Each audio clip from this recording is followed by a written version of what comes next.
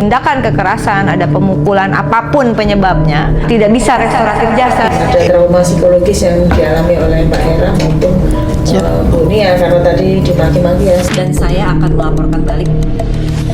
Mendatangi Mapolres Metro Jakarta Selatan untuk melaporkan pemilik akun media sosial ND atas dugaan fitnah dan pencemaran nama baik. Erin membuat laporan balik dengan laporan pencemaran dan fitnah, Ibu. Kalau mau ke Komisi 3 nggak apa-apa, tapi nggak pun kita kawal kok. Pasti kita atensi. Doain saya ya Bu ya. Kamu baik, kamu belain PRT, makasih. Hati-hati ya Bu, saya Kuat terus ya Bu. Saling support ya. Assalamualaikum besti-besti love Indonesia kesayangan si akunya. Jumpa lagi di Viral for Justice dengan hashtag kita Justice for Hera, Justice for Nia. Hukum Indonesia kemarin pada hari Kamis tanggal 14 Mei 2026 si akunya menerima audiensi. Yang hadir adalah Herawati dan juga Kania dari yayasan didamping oleh kuasa hukum dan suaminya Kania memohon bantuan untuk pendampingan dalam menyelesaikan masalahnya dan kasus hukum yang dihadapi oleh mereka. Dan hari ini hari Sabtu tanggal 16 Mei 2026 si akunya mendampingi Kania dan juga Herawati ke Lembaga Perlindungan Saksi dan Korban. Yuk kita sama-sama dampingi Hera dan Nia. Halo, nih bestiku dari LPSK. Dan ini Mbak Susi udah datang dari Yayasan Kania Hera yang menjadi indikasi korban kekerasan, dan itu pengacaranya. Ini suaminya. Ini suaminya.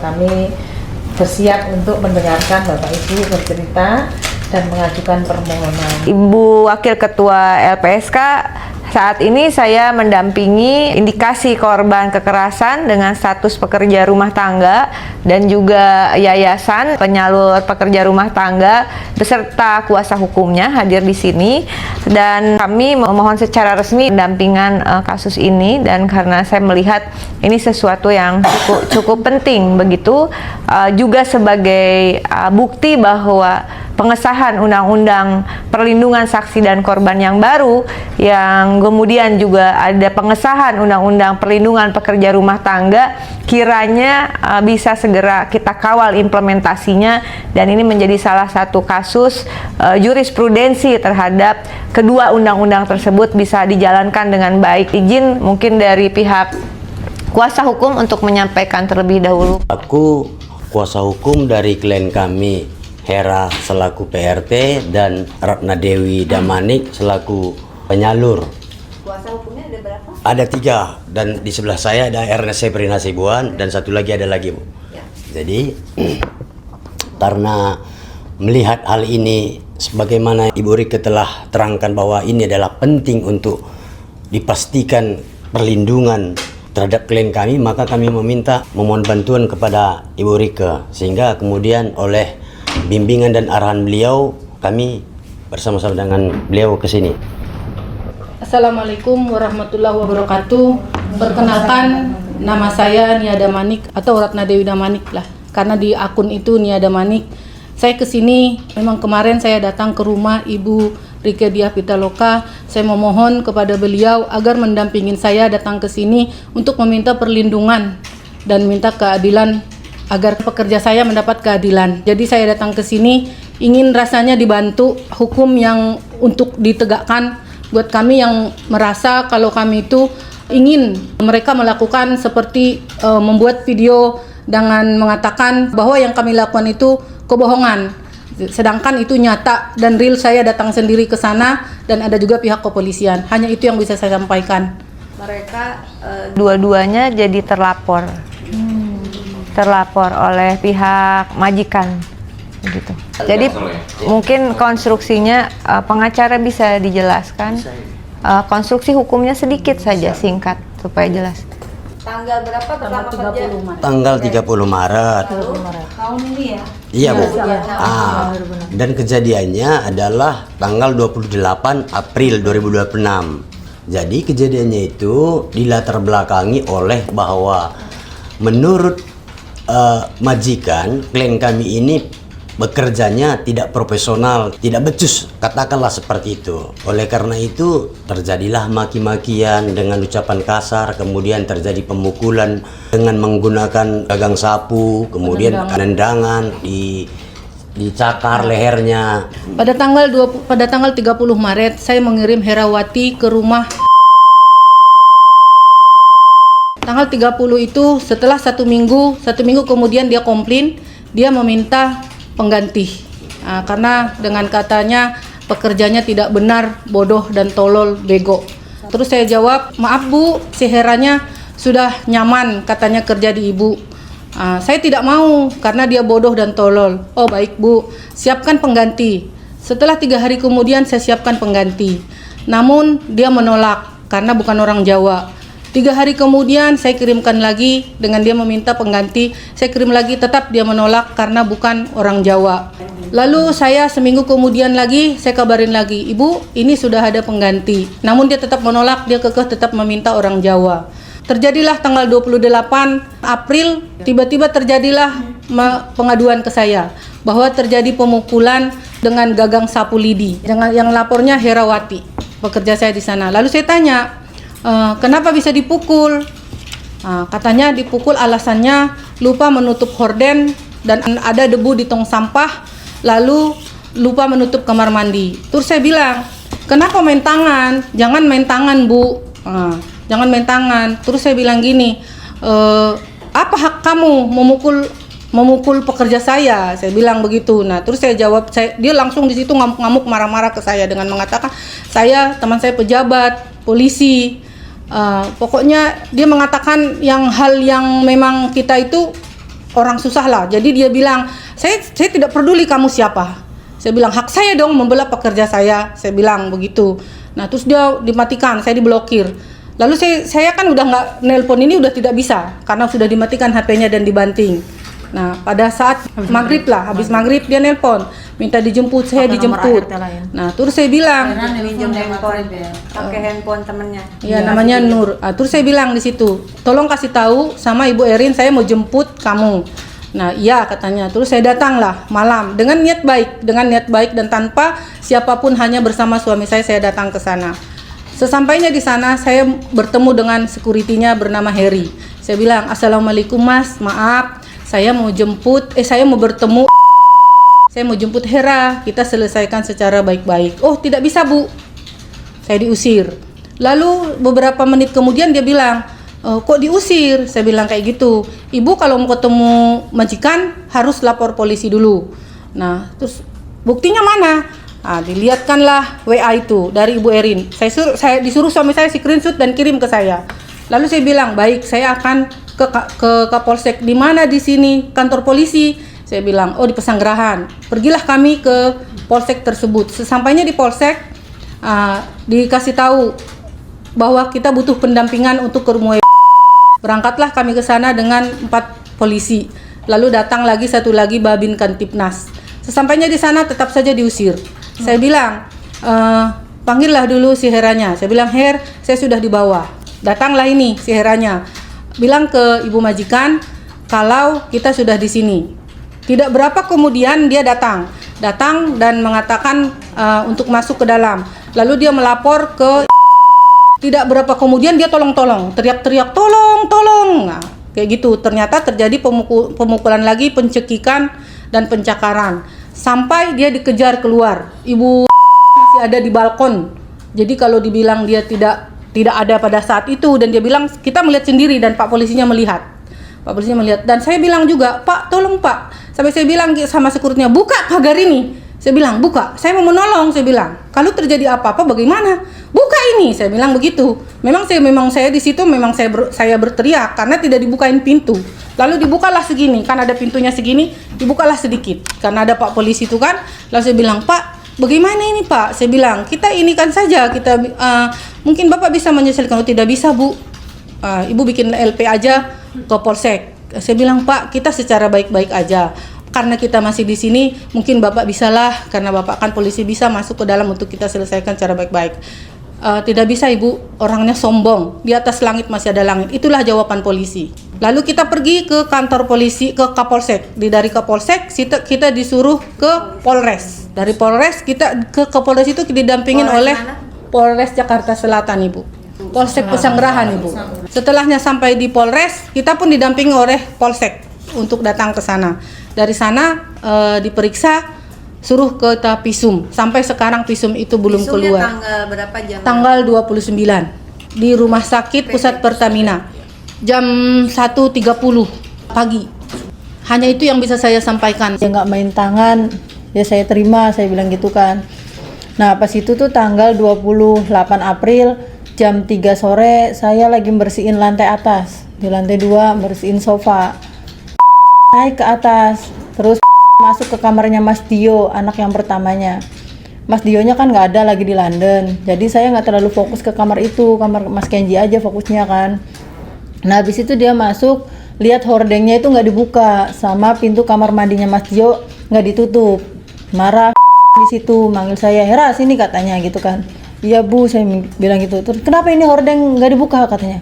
Kenapa pintu kamar mandi kok nggak ditutup Hera katanya gitu. Iya bu maaf nanti saya buka. Ini ada karpet di bawahnya kan, jangan diinjak karpetnya katanya. Iya bu, saya nggak nginjak itu. Terus katanya, kamu ini tolol ya, kamu bego kerja di sini tuh nggak kepake katanya dia gitu. Iya bu maaf, saya bilang gitu. Terus dia ambil sapu lidi yang saya pegang, dipukul kepala saya 1 kali pertamanya. Terus dia lanjut maki-maki saya. Nah, kamu ini tolol, bener-bener super tolol, kamu bego kamu tuh kata dia gitu. Kamu kerja salah-salah di sini. Iya bu maaf bu, saya bilang gitu kan. Terus dia lihat tong sampah ada debu sedikit tuh, dia marah lagi, ngambillah sapu lagi di tangan saya, dipukulin lagi kedua kalinya. Nah habis dipukul saya nangis di situ gemeteran, saya minta maaf. Iya bu maaf bu, saya nggak kayak gitu lagi, nanti saya lap, saya bilang gitu kan. Turun ke bawah, udah kamu kerjain yang benar katanya. Dia turun ke bawah, aku ngambil HP di kamar, nelpon Kania, minta tolong WA dulu. Kak, saya mau pulang kak, bagaimana caranya saya harus keluar dari sini? Nggak apa-apa saya nggak digaji kak, mohon dijemput kak, saya bilang gitu kan. Saya foto itu sapu yang buat mukul saya. Kak saya dipukul pakai sapu ini 2 kali, saya bilang gitu kan. Terus kakak nggak langsung balas tapi udah dibuka. Nah Mas Kenji anaknya naik ke atas pulang sekolah ke kamarnya. Saya ngikutin Mas Kenji, minta pertolongan kayak ngadu gitu. Saya nangis di situ, Mas Kenji tahu saya nangis gemeteran. Mas tolongin saya mas, saya habis dipukul sama ibu 2 kali pakai sapu. Terus Mas Kenji cuma jawab, ya Allah mbak kenapa, katanya gitu. Terus dari bawah manggil saya, Herawati sini katanya. Iya bu, saya langsung lari ke bawah. Kayaknya udah ditelepon sama Kania. Terus nggak terima, saya lapor ke yayasan. Dia marah di situ, dia pakai mukena mau sholat asar. Jongkok kamu di depan saya, jangan berdiri kata dia gitu. Saya nurut jongkok di depan dia. Terus kata, kenapa kamu lapor ke yayasan kamu? Kamu nih tolol, yayasan kamu juga tolol kata dia gitu. Saya minta pengganti kamu, udah lama nggak dikasih. Saya jawab, bukan kemarin udah ada di yayasan orang Jawa, tapi katanya orang itu 3 orang ya, orang Sunda. Terus kata ibu kan nggak mau mintanya orang Jawa. Dia langsung nendang kepala saya itu pakai kakinya. Kamu nih jawab terus katanya, kamu tolol, pokoknya kamu tuh nggak kepake di rumah saya kata dia gitu, kamu nggak bisa kerja katanya gitu. Iya bu maaf bu, saya bilang gitu, saya kira saya salah ngomong gitu, jadi saya minta maaf. Iya bu minta maaf bu, udah kamu sana ke atas, kamu jangan macam-macam di sini katanya, kamu nggak bisa seenaknya kata dia gitu kan. Terus saya kembali ke atas baru melangkah tuh, terus ibu lihat di saku saya kan ada HP, habis ngubungin kakak, sini HP kamu katanya. Buat apa bu? Cepet taruh di sini, di lantai taruh, kata dia gitu kan. Terus saya taruh HP saya di situ. Sana, kamu naik ke atas, bersihin kamar Dio yang benar, kata dia gitu. Iya bu. Saya naik ke anak tangga baru 2 langkah, saya melihat HP saya dibanting di lantai sama dia 2 kali. Pas jongkok itu kamu ditendang ke? Iya ditendang, langsung terjengkang. Ini pelipis juga sampai merah ke situ. Terus saya kembali kerja di atas, saya kerjain sambil nangis di situ sambil gemeteran karena saya takut. Terus pas selesai saya pinjam HP, turun di tempat istirahat para ART, saya pinjam HP-nya Mbak Nur, pinjam HP-nya Mbak Nur buat ngubungin ibu yayasan saya. Kebetulan saya hafal nomornya ibu yayasan. Nah, terus saya telepon ibu yayasan, Kak tolong saya Kak, saya nggak bisa Kak kayak gini Kak, saya nggak mikirin gaji Kak, saya bilang gitu. Ini udah main tangan soalnya Kak jemput saya. Terus katakannya iya Her, nanti tunggu suami saya pulang ya, saya langsung ke situ kata dia gitu. Nah pas itu habis maghrib kakak ngubungin lagi, Her bilangin majikan kamu, katanya saya lagi di jalan mau ketemu gitu, bisa nggak, kata dia gini kan, soalnya kan Her saya jauh dari Bekasi ke Bintaro loh Her, malam-malam bawa adek, katanya bawa anaknya yang kecil. Saya bilang iya kan, nanti saya ngomong dulu ke lagi duduk di sofa lagi lihat TV, terus saya minta bantuan Mbak Nur suruh nemenin ngomong ke karena saya takut posisinya. Ayo Mbak Nur temenin ngomong ke Bu, kata saya.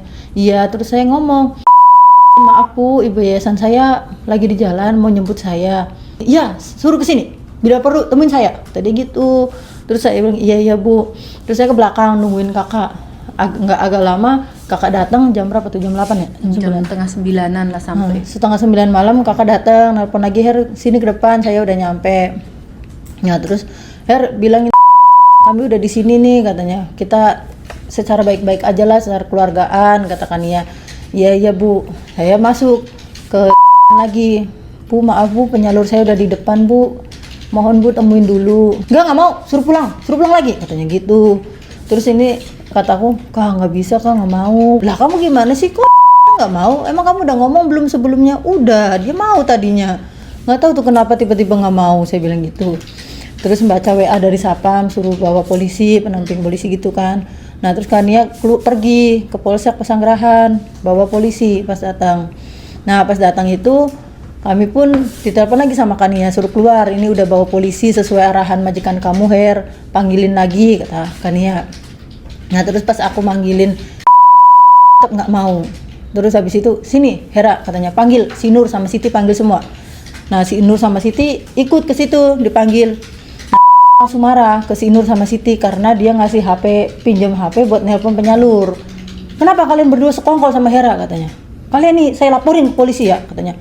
Terus kata si Nur, iya Bu maaf Bu, sana kembali ke atas kan, kamu jangan macam-macam sama saya, kata si Nur sama Siti. Si Nur sama Siti ketakutan, dia nurut ke atas. Nah habis itu langsung ke saya, Hera sini kamu, katanya. Iya Bu, kenapa kamu lapor polisi? Kamu nih tolol, langsung dipukul pelipis saya, dipukul sama tangan dia. Terus kata saya, ya Bu maaf Bu, saya mau keluar Bu, kata saya gitu kan. Nggak bisa seenaknya, kamu nunggu pengganti kamu, kata dianya gitu.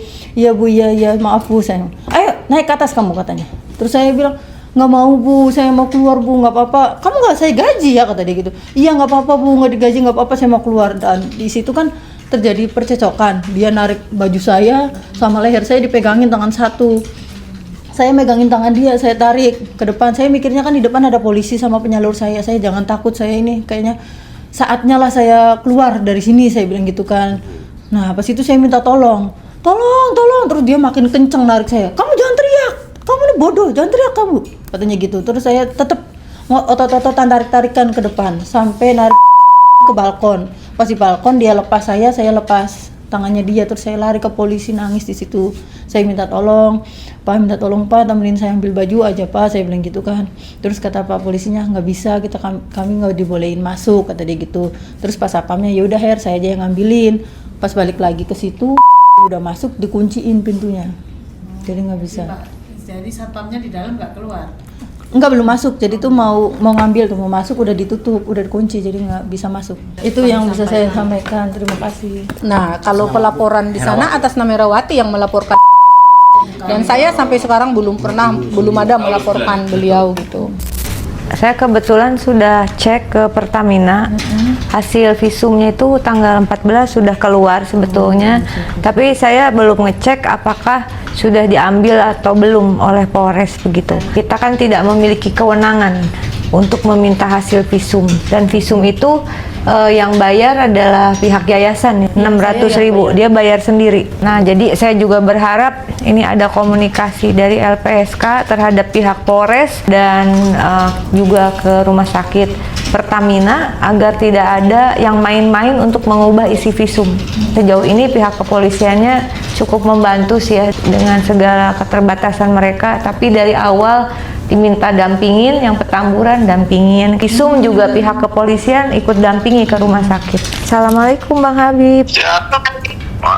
Bang, Ya bos. saya sedang mendampingi kasus yang PRT. Ini saya sedang di LPSK, sedang dampingin si pelakunya, ini namanya. Jadi mereka ada kayak indikasi pemukulan juga, terus minta keluar, terus mau dijemput sama yayasan nggak boleh, harus bawa polisi. Akhirnya mereka bawa polisi, tapi ketika bawa polisi tetap nggak mau ngasih, malah ada indikasi kekerasan lagi. Terus akhirnya bisa kabur. Sekarang marah pemilik yayasan sama PRT-nya justru yang dilaporin balik atas pencemaran nama baik dan seterusnya lah, biasa gitu. Kita kawal itu pasti gampang. Kita jaga nanti. Mohon dibantu ya, Bang. Oke, pasti kita bantu. Terima kasih. Assalamualaikum. Jadi barusan alhamdulillah barusan kita dengar langsung suara dari Ketua Komisi 3 DPR RI yang insya Allah akan mengawal kasus ini. Assalamualaikum warahmatullahi wabarakatuh. Komisi 3 DPR RI menilai penggunaan Undang-Undang Perlindungan Data Pribadi dalam perkara Hera, mantan asisten rumah tangga Erin Wartia, tidak tepat. Hukum tidak boleh digunakan secara berlebihan terhadap masyarakat kecil. Apalagi objek yang dipersoalkan tidak termasuk kategori data pribadi sebagaimana dimaksud di Undang-Undang Nomor 27 Tahun 2022 tentang perlindungan data pribadi. Kalau yang dipersoalkan adalah foto suasana rumah, kendaraan, hingga foto bersama anak-anak atau dokumentasi biasa yang tidak memuat identitas pribadi seseorang, maka tidak memenuhi unsur pidana dalam Undang-Undang Perlindungan Data Pribadi. Tuduhan terhadap Hera tidak tepat karena data pribadi dalam Undang-Undang PDP pada prinsipnya berkaitan dengan identitas personal seperti KTP, kartu keluarga, NPWP, data kesehatan, rekening, dan data biometrik. Semangat pembentukan Undang-Undang PDP adalah melindungi masyarakat dari penyalahgunaan data sensitif atau pribadi dan kejahatan digital, bukan untuk memperluas kriminalisasi terhadap orang kecil yang secara ekonomi maupun posisi sosial jauh lebih lemah. Komisi 3 DPR RI berkomitmen melindungi masyarakat kecil agar tidak mudah dikriminalisasi. Negara tidak boleh tajam ke bawah dan tumpul ke atas. Penegakan hukum harus mengedepankan keadilan, proporsionalisme, dan rasa kemanusiaan. Assalamualaikum warahmatullahi wabarakatuh. Nanti mungkin ketika ke Komisi 3 juga atau ada pemeriksaan, artinya kami juga mohon bantuan untuk ada pendampingan ya kepada klien kami dalam hal ini, karena ada relasi kuasa yang tidak berimbang ya, termasuk juga indikasi yang terus bersuara di infotainment dan seterusnya begitu, yang sebenarnya ya kalau memang proses hukum ya jalanin aja, kalau memang mau proses hukum begitu. Itu indikasi juga, artinya ada intimidasi begitu terhadap para korban ya, juga termasuk kepada pemilik yayasan. Di Undang-Undang Perlindungan Saksi dan Korban ada mekanisme khusus dalam situasi khusus.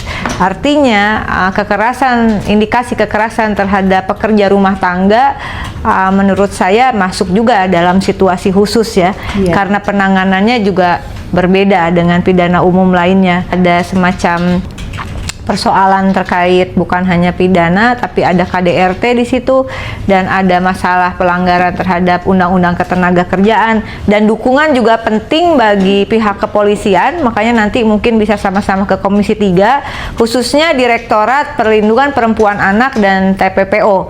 Mohon bantuan untuk ada pendampingan psikologis, juga pendampingan advokasi ketika sahabat-sahabat kita ini harus mengikuti tahapan di kepolisian maupun nanti sampai pengadilan begitu. Dan kita akan lihat apakah kasus seperti ini jika dianalisis dengan KUHP nasional yang baru 2023, apakah ini bisa masuk dalam penyelesaian restoratif justice, atau memang kita harus mulai tegas ya bahwa tindakan kekerasan, ada pemukulan apapun penyebabnya begitu, bahwa itu sesuatu yang tidak bisa restoratif justice sebetulnya ya, karena ada kekerasan. Nah, sekali lagi terima kasih untuk waktunya, mohon supportnya dan pendampingan dari LPSK, kita sama-sama mengawal begitu. Terima kasih. Berikutnya nanti ditindaklanjuti dengan pengisian formulir yang semestinya. Kalau di pasal 10 Undang-Undang Perlindungan Saksi dan Korban memang saksi, ahli, korban, pelapor, dan saksi pelaku tidak dapat dituntut baik secara pidana maupun secara perdata. Yang melapor pertama kali. Melapor pertama. Nah, bagaimana kalau ada laporan yang kedua? Maka laporan pertama Harus selesai yang dulu. harus dibuktikan dulu.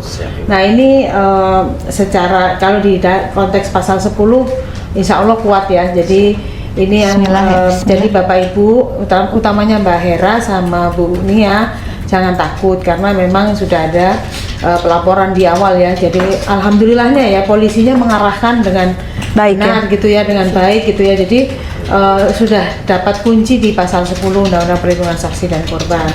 Nah, terus yang kedua juga nanti ini kan nanti teman-teman akan membantu mengisi form untuk permohonan perlindungan, termasuk nanti minta tolong dirincikan lagi apa saja sih perlindungan yang dibutuhkan, karena kita juga ada misalnya pendampingan, terus kemudian ada pemulihan psikologis, misalnya nanti ada medis pun nanti disampaikan saja berkaitan dengan itu. Nah, kalau memang ada ancaman yang terhadap jiwa ya, yang secara fisik kepada Mbak Hera dan Bu Nia, mungkin bisa dimintakan perlindungan fisik misalnya kalau memang ada ya. Tapi ngomong-ngomong sejauh ini sudah ada belum ya ancaman?